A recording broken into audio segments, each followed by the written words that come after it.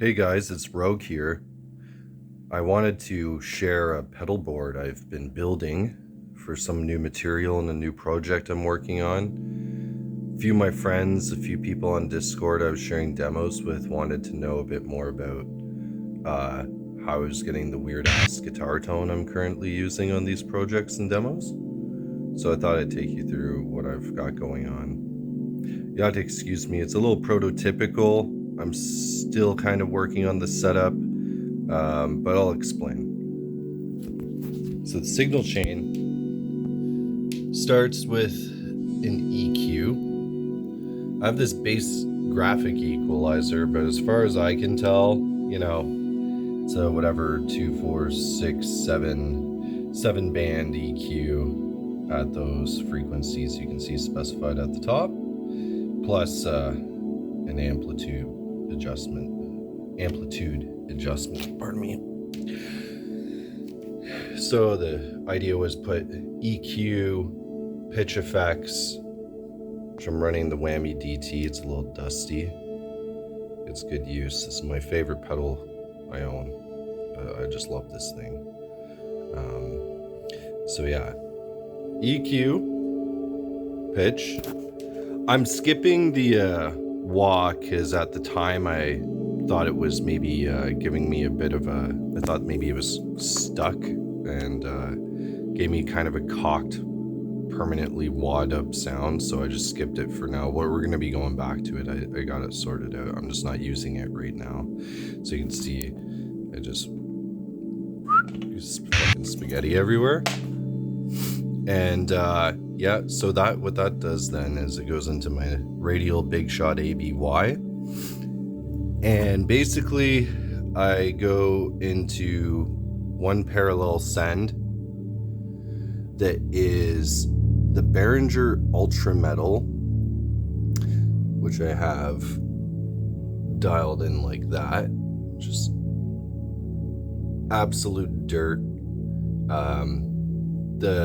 The frequency configuration on that was pretty specific to get a bit of that kind of old school Swedish death metal chainsaw tone a bit. This pedal's pretty good for such a cheap pedal at doing that. If you're into like the kind of Metal Zone HM2 territory, this thing is actually not bad for the price. It's built out of cheap ass plastic, but hey, I have it. It works. And then, since we use a lot of bananas and low ass tunings, well, I do, no others do too, I decided to run this thing into my deluxe bass Big Muff, and I dialed in a pretty interesting crossover setting. I'm using the crossover.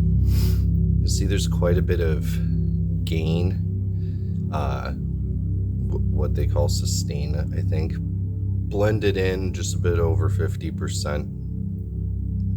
You can kind of see it, what the settings are. I'm not actually using the 10 dB cut. And then for fun, something I never thought I'd do is I run this branch into my hyperluminal, and it's just got an absolute ton of compression, and I'll explain a bit more about why I went for this.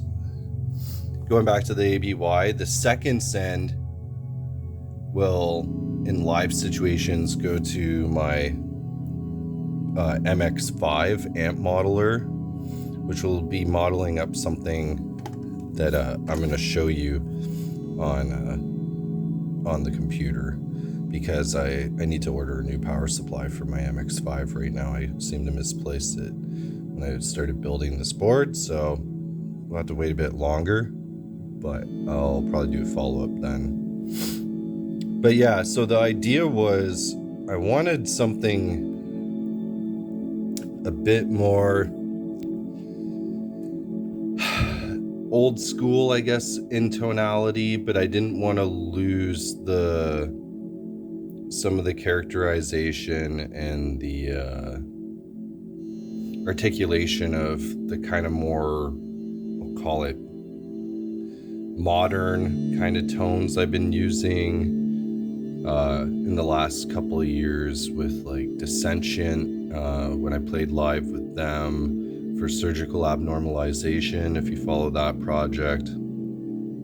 I wanted to get something a little more crazy, and for this new project I wanted it to kind of embody both like that raw, older school kind of Swedish death metal sound, but also a bit of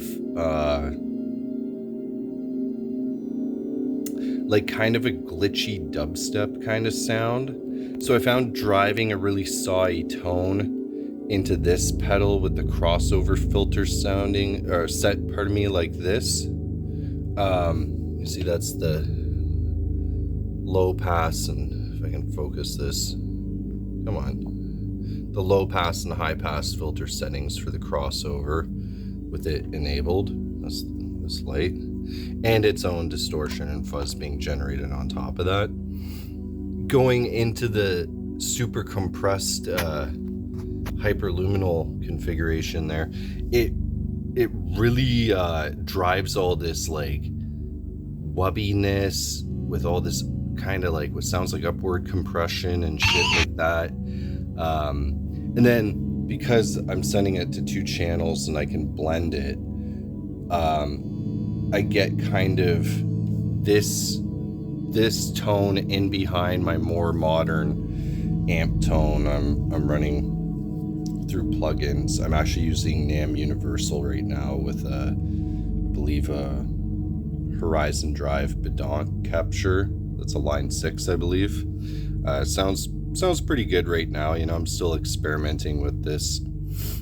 So yeah, I've been trying to kind of get back into doing what I would normally do in my signal flow in my DAW for my guitars, because usually I'm just using VSTs to model the amp tones and put in IRs that I think sound good, whatever, right? Well, I've been trying to, since I've mostly just been doing production work the last year and a half and no live playing, which I'm hoping to change soon with this new project I'm starting up. And I'll show you guys some little clips to demo this. But I wanted to try and make some hardware setups to do the things that I do in the DAW.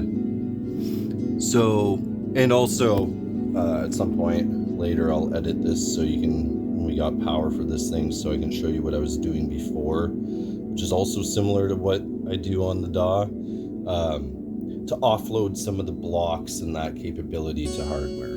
Okay, it took me forever to say that. I hope that made sense. So the EQ pedal's doing my DI pre-EQ tone now, and it sounds pretty good. Normally I've been recording with the pre-EQ done from here for reamping and more you know, it's better parameterize your session. Or my sessions, I'm not telling anyone what to do here. I will probably, when recording in the studio, set up the pre-EQ for the DI by bypassing this and doing it from the DAW. And then for live, shaping that DI tone with this is, I'll do that. This is a little scratchy, but other at the 2K there, or what is it? Sorry, 800K. Might draw that back a bit from playing with it. It was a little scratchy at times, but it sounded pretty okay. Yeah, and then this is pretty self-explanatory. I will be, once we get the power supply for the MX5, actually, because there's MIDI interfacing capabilities on the WAMI DT pedal,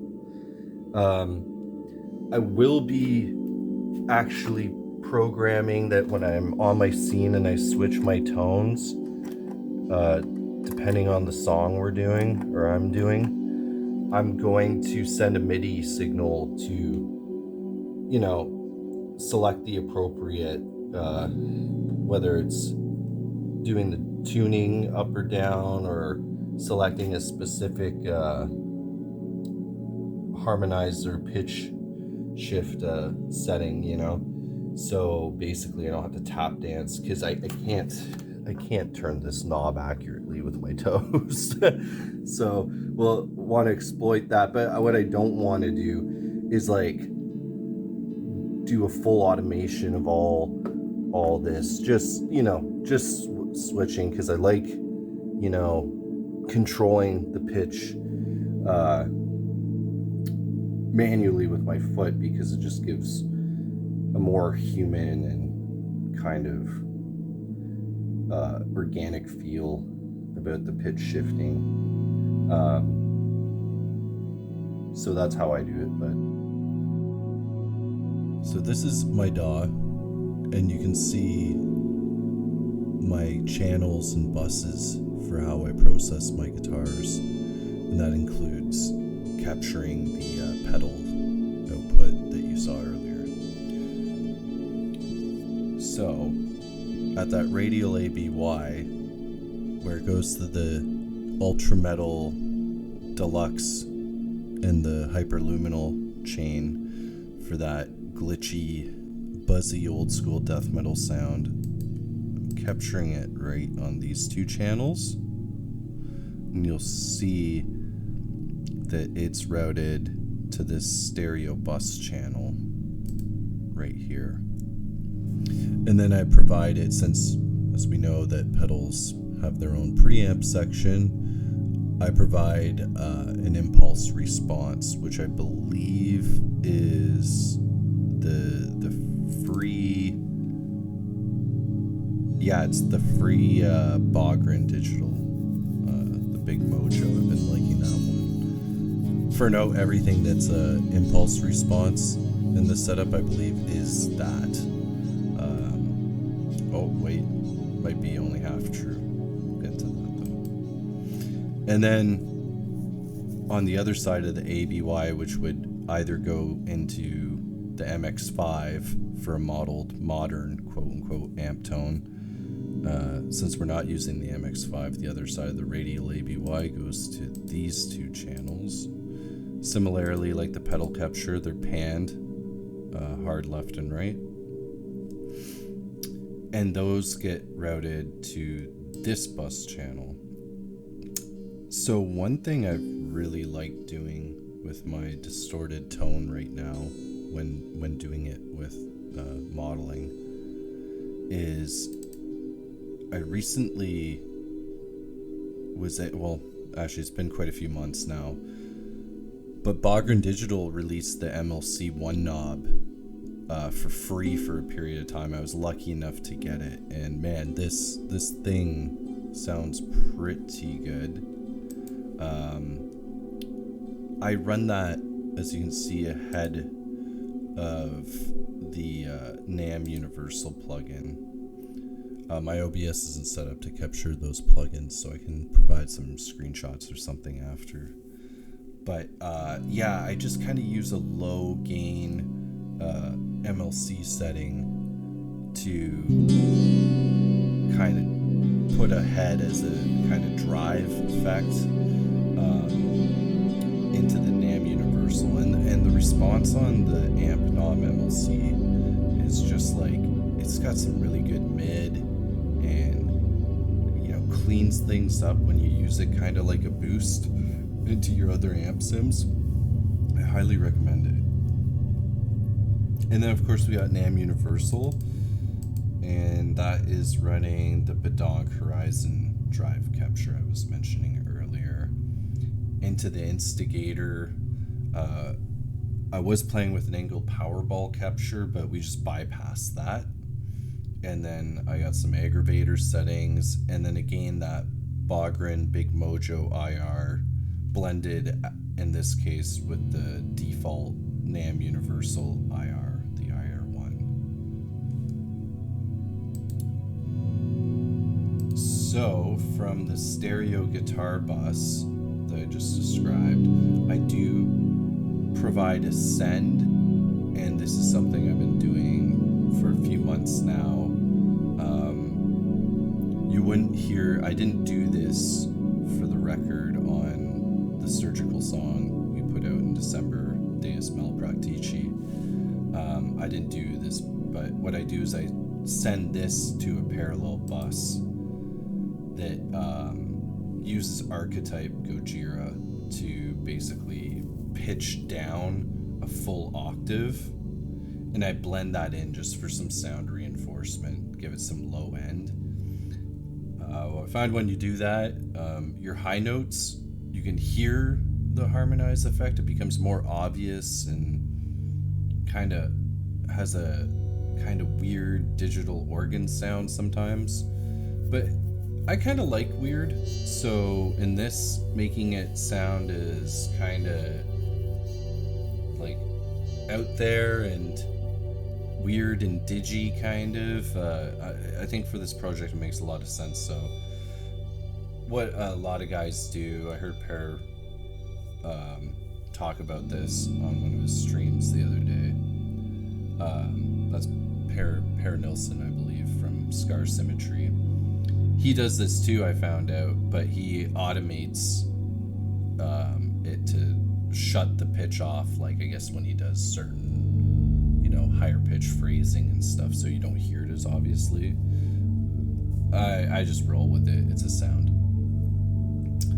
And then finally, I have this ridiculous looking guitar bus that takes absolutely everything in. So the 2 pedal captures, the main guitar bus with the modern tone, and the parallel send to the harmonizer that's an octave lower. That everything gets sent into this final guitar bus, which is like a sub bus for all guitar. I'm pretty sure I made that clear now. Good God. Anyways, I like to add a bit of tape saturation, which I just find like really warms the tone up. It's a very light amount of tape saturation. And I do some final kind of EQ boosting, because I find when you either boost amplitude or something more frequency specific with Saturn II, it drives very nicely. It tends not to get into that like blown out, oversaturated or overdriven kind of sound. It's just a really amazing plugin like that. And then you'll see something new for this, what I've tried, which wouldn't be as feasible to do on my MX5, but in the studio here we take these liberties, and I have 3 EQ instances. It's Pro Q3 by FabFilter, so it gives me the ability to sidechain things. And what I've done is, the first one kind of has my general EQ curve for the guitars right now, at least in this session. It changes literally every session a little bit. And then I have 2 additional ones, and what I've done here is I've sidechained the kick drum and the snare drum, and I've added some sidechain dynamic EQ to just duck very specific frequencies. I think we're maybe clashing or masking the snare and the kick a bit to open things up, and I find that has brought a lot of clarity and punchiness actually, when it kind of ducks it a little bit in very frequency, specific manner. So yeah, that's basically how I'm running stuff.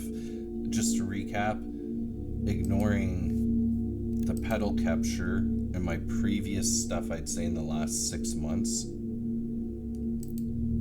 this in the DAW is basically like my current guitar sound when I'm just recording stuff. Obviously now I'm bringing in the pedals and hardware, and I will be shortly, when the power supply unit comes, be trying to emulate this in the MX5. The Deluxe Big Muff crossover actually adds a ton of subbiness. So maybe for live, I won't do parallel harmonizing an octave down, which is what this does. Maybe I won't do that. Doing the pitch effects on a lot of amp modelers adds latency too. So maybe if I throw in the effects loop, that Deluxe Big Muff crossover will give me enough of the low end drive and be able to blend it in a parallel fashion also. There's a lot of options for how I approach this. I even have thought about a mixer and then driving everything out stereo from the pedal board. I don't know. I have a J48. I could just combine them. If the pedals are in the effects loop of the MX5, there's so many send options I could do with that. So I just got to experiment and kind of finalize it. I like to keep it as optimal and minimal connections as possible, but I'm just not sure what the best thing is right now, and this thing's still very much in its evolution of me trying things, trying to discover what the tonal palettes and possibilities are. So there you go. I hope you guys found that mildly interesting. Sorry I'm not a great orator here. I'll probably edit some of it so it's a bit more fluent, or maybe I won't. I'll add some droney background music